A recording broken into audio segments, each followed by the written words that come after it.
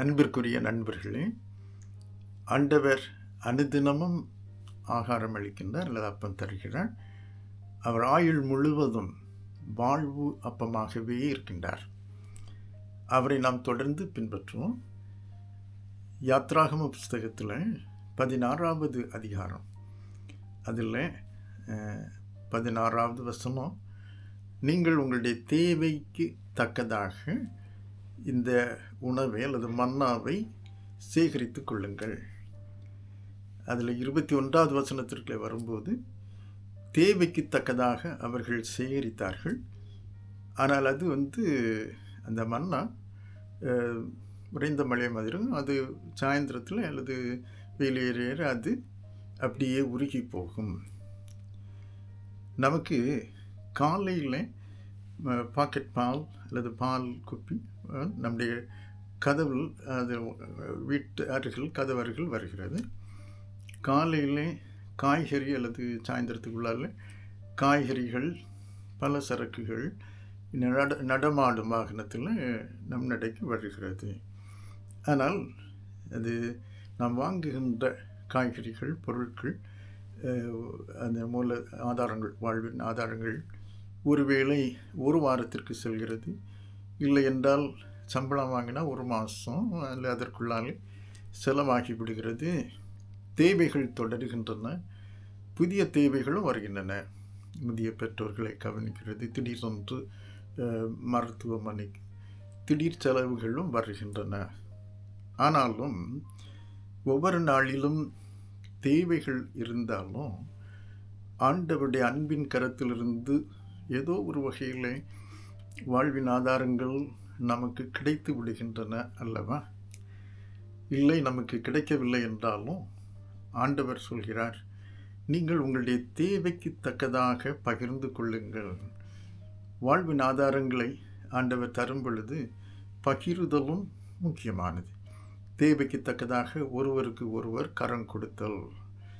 தேவைகளை முழுமையாய் ஆண்டவர் ஒரே நாளில் சந்திக்கல, தேவைகளில் ஆண்டவர் நம்மை கரம் கொடுத்து வழி நடத்துகின்றார் அல்லவா? ஒருவேளை இந்த நாட்களில் குடும்பங்களில் சண்டைகள், அயலகத்தில் சண்டை அல்லது நாடுகளுக்கு இடையில் யுத்தங்கள், நம்முடைய எண்ணெய் அல்லது ஆயில் ப்ரைஸ் விலைகள் கூடுகின்றன. நமக்கு அந்த நடமாடும் வண்டி வந்து சேரும், இல்லை நாம் அங்கே மார்க்கெட்டில் போகிறதுக்கோ எல்லாம் முடியலை என்று நினைக்கக்கூடிய சூழ்நிலைகள் கூட இருக்கின்றன. இந்த யாத்ராகமம் 16ல் அனுதின அப்பத்தை ஆண்டவர் இஸ்ரவேலருக்கு வழங்கும்போது சொல்வார், நீங்கள் ஒரு ஓமர் ஒரு ஆளுக்கு, இல்லைன்னா கிட்டத்தட்ட ஒரு 2 கிலோ மட்டும் எடுத்துக்கொள்ளுங்கள், அது ஒரு நாளைக்கு ஒருவருக்கு போதுமானது. நமக்கென்று ஆண்டவர் பொருளாதார அமைப்புகளை, இல்லைன்றால் நம்முடைய அரசியல் சமூக அமைப்புகளை சரி செய்து வைத்து கொள்ளவும் ஆண்டவர் நம்மை ஏவுகின்றார் இல்லைன்னா? ஆண்டவர் நமக்கு போதுமானதை நிறைவாய் ஒவ்வொரு நாளிலும் வழங்குகின்ற ஒரு நல்ல நித்திய தந்தையாக இருக்கிறார். இல்லை என்றால் நம்மை மேய்க்கின்ற நல்ல மேய்ப்பனாக இருக்கிறார். நாம் மேய்ச்சலை அல்ல பின்பற்றுகிறது, மேய்ப்பனை பின்பற்றுங்கள், என் சத்தத்தை அறிந்து பின்பற்றுங்கள் என்று ஆண்டவர் அழைக்கின்றார். ஆண்டவர் அனுதின வாழ்வில் நமக்கு போதுமானவராக இருக்கிறார். நாம் அதிகமாய் தூரமாய் நினைந்து இஸ்ரவேலர்களை போன்று கவலைப்பட தேவையில்லை, பயப்பட தேவையில்லை. பயத்தினால முறுமுறுக்கிறார்கள். ஆதரவு அளித்து கொண்டிருக்கிற ஊழியக்காரர்கள் போன்றிருக்கிறவர்களை முறுமுறுக்கிறாங்க, அவங்களிடத்தில் போய் தொந்தரவு பண்ணுறாங்க. அவர்கள் மோசே, ஆரோன் சொல்கிறாங்க, ஆண்டவர் தான் உங்களுக்கு வாழ்வின் ஊற்றாக இருக்கிறார், அவரை அணுகுங்கள், ஏன் எங்களிடத்தில் வந்து முறுமுறுக்கிறீர்கள்? நீங்கள் ஆண்டவருக்கு விரோதமாய் முறுமுறுக்கிறீர்கள். நன்றியுடன், கர்த்தர் என் மேய்ப்பர், எனக்கு குறையில்லை, வாருங்கள் நாம் மகிழ்ந்து அவரை துதிப்போம் என்கிறதாக நன்றியை உணர்த்துவோம், வெளிப்படுத்துவோம், அவரை துதிப்போம், மகிழ்வோம் என்று அவர்கள் ஊக்குவிக்கின்றாங்க. ஆண்டவர் ஏன் இதை வனாந்திர பாதையில் அவங்க ஏலியமிலிருந்து சீனாய்க்கு வருகிற அந்த நேரத்தில் தான் இந்த பகுதியில் நடக்கிற அந்த முறுமுறுப்பும் அந்த பயமும் கவலைகளும் எல்லாம் அதில் இருக்கின்ற அந்த நேரம். இதே மாதிரி வனாந்திர பாதையில் ஆண்டவர் கடைசி வரைக்கும் கானான் தேசத்தில் சேர்கிறது வரைக்கும் கர்த்தர் மன்னாவையும் காலையில் மன்னா சாயந்தரத்தில் அந்த காடை கறி சரி எடுத்துக்கொள்ள ஆண்டவர் ஒவ்வொரு நாளிலும் வழிநடத்தி கொண்டே இருக்கின்றார். இறுதி மட்டும் ஆண்டவர் நம்மளை ஒவ்வொரு நாளிலும் அதன் தேவைக்கு போதுமானதாக நிறைவாக நம்மை வழி நடத்துகிறார். அவருடைய மேஜையிலே நாம் எப்போதும் வரலாம், ஒவ்வொரு நாளிலும் வர வேண்டும். வரும் பொழுது ஒரு நிறைவின் நடுவில் ஆண்டவர் இருக்கிறார், அவரை சூழ்ந்து நாம் இருக்கின்றோம் என்கிறதை மறக்கக்கூடாது. ஆண்டவரை நாம் நம்பலாம் என்கிற அவரை அறிந்து கொள்ள, அவரை நம்ப ஆண்டவர் நமக்கு ஒவ்வொரு நாளிலும் அவர் தருகிற மன்னா அல்லது ஆகாரம் அல்லது வாழ்வாதாரங்களில் நாம் அதை புரிந்து கொள்ள ஆண்டவர் நம்மை பயிற்றுவிக்கின்றார். உலக வாழ்வு வனாந்திரமானது. இது கிடையாது, ஒரு தட்டுப்பாடு வந்த உடனே அது இறுதி வார்த்தை அல்ல, அது இறுதி நாள் வரைக்கும் ஆயுள் முழுவதும் இந்த இறுதியை நிறைவாக மாற்றி கொடுக்குற ஒரு ஆண்டவர்.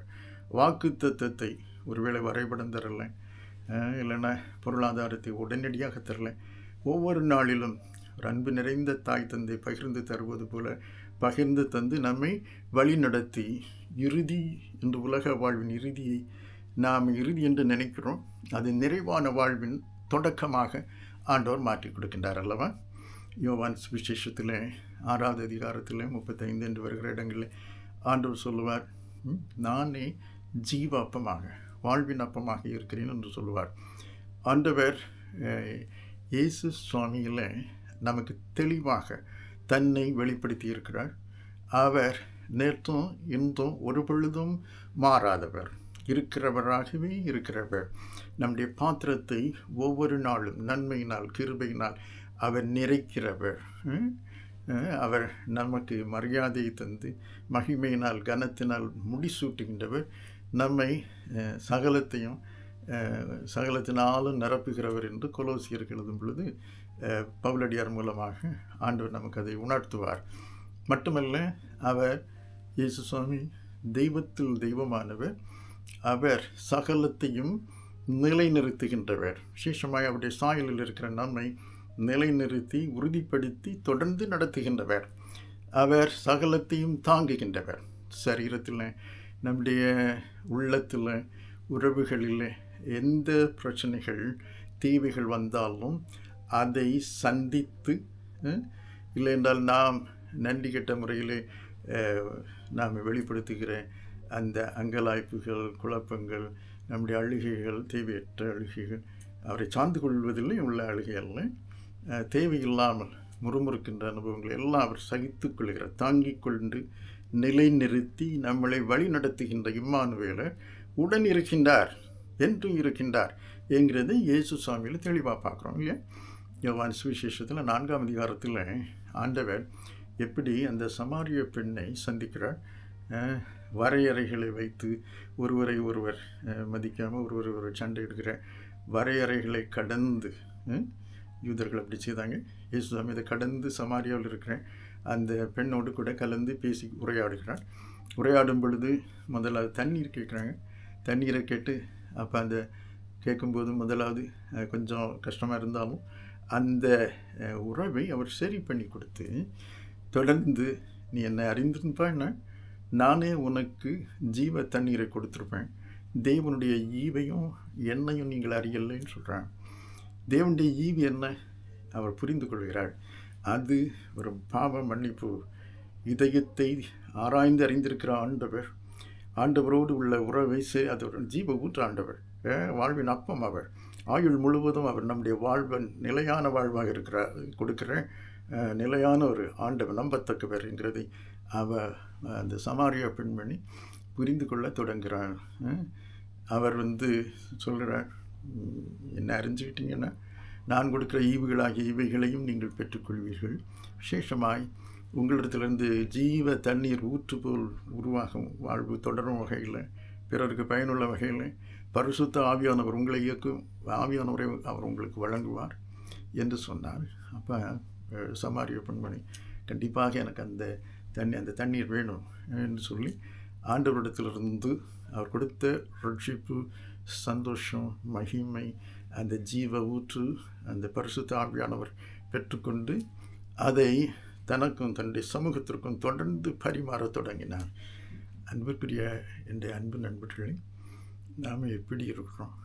நாம் ஆண்டவரை இந்த இஸ்ரவேலர்களை மாதிரி அந்த செல்வங்கள் அல்லது செல்வாக்குகள் அல்லது ஆதாரங்கள் கிடைக்கும் பொழுது சந்தோஷமாக யாத்ராம 15 இருக்கிற நல்ல பாடலை பாடுவோம்.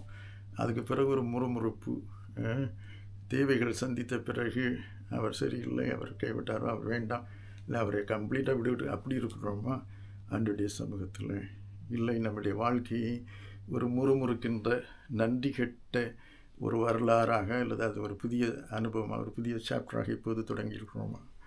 ஆண்டவர் நம்முடைய வாழ்வை நிறைவின் வாழ்வாய் நீடிக்க நிலைக்கத்தக்கதாய் அவர் நமக்கு கிருபை செய்கிறார். தலையை தாழ்த்தி ஜெபிப்போம். அன்பின் ஆண்டவரை, ஜீவாப்பமாய் எங்களுக்கு அனுதினமும் வாழ்வின் எல்லா நன்மைகளையும் கொடுப்பவரே, நாங்கள் நம்பத்தக்க கண்மலையை எங்களுடைய வாழ்வை நிறைவு செய்து அது என்றும் நிலைக்கும் வகையில் பாவ மன்னிப்பையும் பரிசுத்தத்தையும் உம்முடைய நீதியையும் எங்களுக்கு கொடுத்தவரே, கரம் கொடுத்து தொடர்ந்து எங்களை வழிநடத்துகின்ற கிருபைகளுக்காக நன்றி சொல்கிறோம். கரத்தில் எங்களை தாழ்மையோடு கூட அர்ப்பணிக்கின்றோம். என்றும் எங்களில் தொடர்ந்து மகிமைப்படும். நாங்கள் உம்மை துதிக்கட்டும். நாங்கள் உமக்கு நன்றியுள்ளவர்களாக இருக்க உதவி செய்யும். அதற்கு தக்கதாக என்னுடைய பார்வை திறந்தருள் விழிப்பாக இருக்க உதவி செய்யும். நீர் யார் எங்களோடு கூட இருக்கிறவர் என்கிற உணர்வு விழிப்பை மனசாட்சியில் தொடர்ந்து தாருங்க. என்னுடைய கரங்கள் பிறரோடு கூட உங்களுடைய ஆதாரங்களை, வாழ்வின் ஆதாரங்களை பகிர்ந்து கொடுக்கட்டும். என்னுடைய இருதயம் சுருங்கி போகக்கூடாது. உடைய அன்பினால் நிறைந்திருக்க வேண்டும். மகிமைப்படும். இயேசு மீட்பர் வழியாக ஜபிக்கின்றோம். எங்களுடைய ஜபத்தை கேள நல்ல பிதாவே. ஆமேன், ஆமேன், ஆமேன்.